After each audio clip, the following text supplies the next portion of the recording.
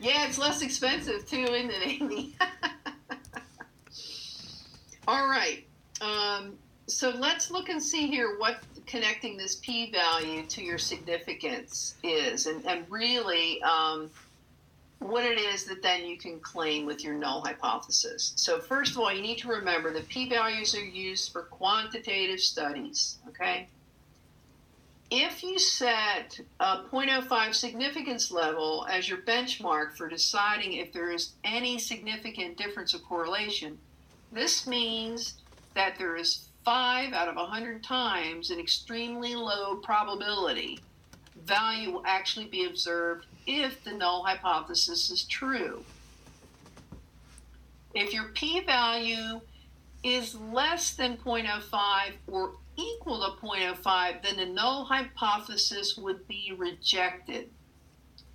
You'd conclude that the finding is statistically significant.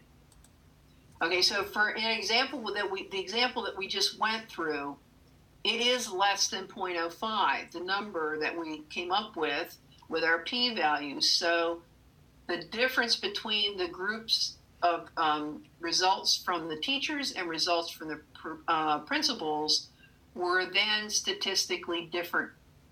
Okay. If your p-value is greater than 0.05, the null hypothesis would fail to be rejected.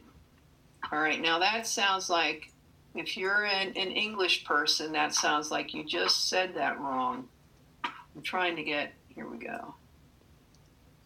But there's a reason for using the language fail to be rejected. Okay? The use of the word except is not appropriate because there's always a probability that your conclusion may not be accurate. Hence, then we begin on the next slide a discussion of what's considered type 1 and type 2 errors. All right. Does everybody get that language? It's you can kind of trip over it some, but you always have that tiny probability that you made a mistake, okay, in claiming what your interpretation is of your hypothesis. Okay, so